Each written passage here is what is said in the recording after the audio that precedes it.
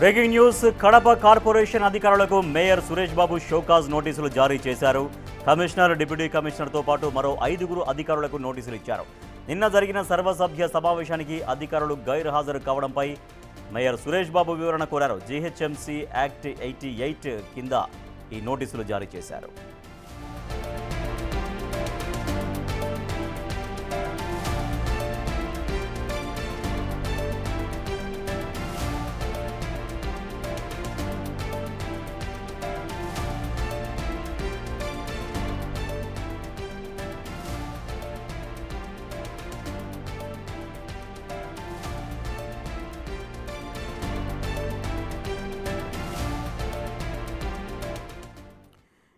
Breaking news చూస్తున్నాం. Kadapa corporation అధికారులకు mayor Suresh Babu show cause నోటీసులు జారీ చేశారు. మరింత సమాచారాన్ని మా ప్రతినిధి శివ అందిస్తారు. శివ, ఆ నోటీసుల్లో ఏముంది, ఎందుకు నోటీసులు ఇష్యూ చేశారు?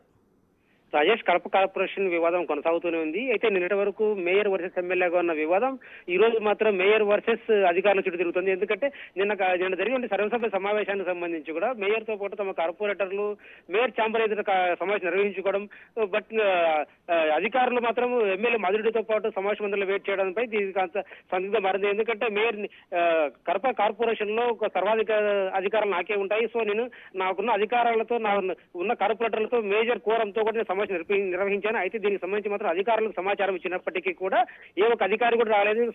కమిషనర్ కూడా దీనికి సంబంధించి వారం ముందే సమాచారం ఇచ్చారు. అయినప్పటికీ కూడా మా సమావేశంలో పాల్గొనలేదు. కాబట్టి ఒక మేయర్ గా నాకున్న అధికారాలతో నిర్వహిస్తుంటే మీరు ఎందుకు రాలేదు, దీనికి సంజాయిషి ఇవ్వాలంటూ కూడా మేయర్ సురేష్ బాబు కమిషనర్ తో పాటు మిగతా అధికారులకు కూడా నోటీసులు ఇచ్చారు.